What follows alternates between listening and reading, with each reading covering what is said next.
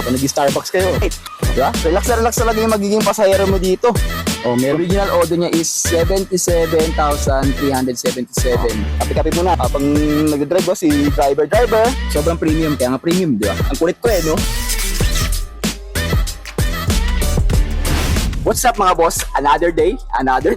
So, meron pala tayo ditong 2018 Montero Sport GLS Premium Variant. Diesel engine, 77 kilometers pa lang tinakbo. Sobrang tipid sa gasolina. Walk through natin siya, pakita natin yung loob. So, check natin yung loob mga boss. Let's go! Pero syempre, number 1 natin, lagi kong sinasabi, number 1 natin unang check is yung aircon. Syempre, pag bibili tayo ng kotse, lalo na pag second hand na siya, the best talaga, check mo muna yung aircon kung malamig. So, push start button, kasi nga top of the line na siya. Okay. Ang lamig mga boss. And then, pakita pala sa inyo yung odo niya. Original order niya is 77,377. Para sa 2018 model, medyo bata pa siya. Premium leather. Ito, napakita ko na rito sa previous vlog ko. Yung adjustment ng upuan niya, ayan. Electronic na rin siya. Ayan. Paddle shifter na rin. Dahil nga top of the line, ayan, naka-paddle shifter na rin siya mga boss. Ayan, para pag gusto nyo medyo parang style sports car. Shift na lang ngayon ng gear. All powers na rin ba ito? Adjustment ng side mirror, infotainment system, Apple CarPlay, saka Android Auto. Pwede na kayo mag-sound trip dyan pag gusto nyo.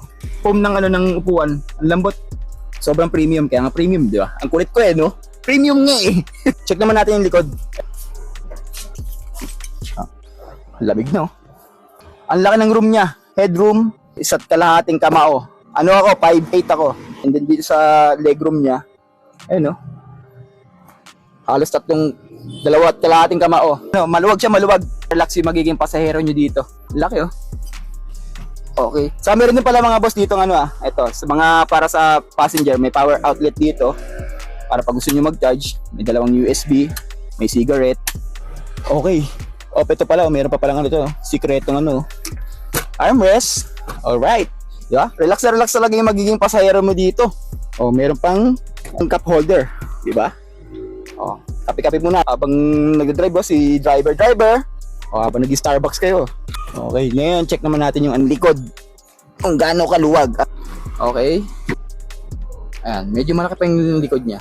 Mga boss, gaano pa kaluwag to? Sa likod, siguro talagang sakto lang yung dito, mga bata. Mga 3 bata kasya dito. Pero sa adult, siguro mga 2 lang tapos slim. And then hindi rin naman sila mainit dahil meron ding aircon vent dito. Nagkabilaan yan. Check naman natin yung pinaka-trunk niya sa likod. Gaano kalawak. Okay. Mga siguro kasya dito yung alam niyo yung mineral water na na bilog, mga 3 na nakatayo. Ito pala sa mga hindi nakakaalam kasi yung iba kasi magkakaiba kasi talaga yung yung kung paano yung adjustment, paano itupi yung third row ng SUV. So dito sa Montero Sport, ganito siya pag tutupin. Una, hilahin niyo muna tong dalawa.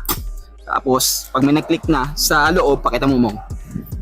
Bali siya, iangat niyo lang yung dalawang upuan. Okay, after nun, hilahin niyo na to. Ito dito, hila. Pero dito sa kabila. Ayan. So ganyan siya, medyo malaki na siya yung magiging lagayan niyo ng baggage niyo. Ayan, ganito kalaki siya. 5'8 ako mga boss Malapad.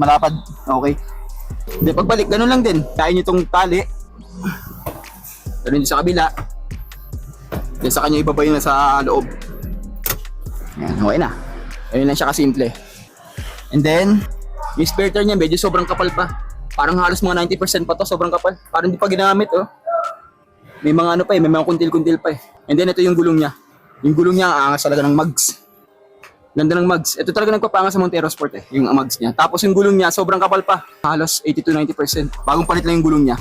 So, pagdating naman sa price mga boss, itong 2018 Montero Sport natin na GLS, top of the line, automatic transmission na 77,000 lang tinakbo ng unit na to. And then, kung gusto nyo kunin itong unit na to, available sabi yung cash, financing, saka trade-in. So, sa cash, ang price nito is 955,000. Pero syempre, pag nag-viewing kayo dito sa mismong showroom namin, negotiable pa siya. Basta mag-visit kayo sa showroom namin. Kung ayaw nyo yung cash, pwede naman financing. Available sa amin hanggang 4 years na pwede nyo hulugan itong unit na to.